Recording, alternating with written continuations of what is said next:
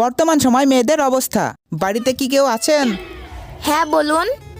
আমরা পৌরসভা থেকে জনগণনা করতে এসেছি, আমাদের কিছু তথ্য দিয়ে সাহায্য করবেন।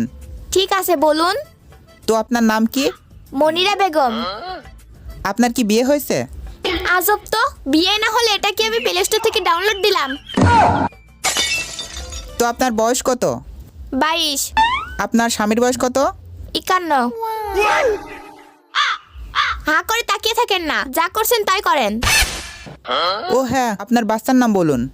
হ্যাঁ কোনটার বলবো? কেন, আপনার আবার কয়টা? হবে 1-2 খালি।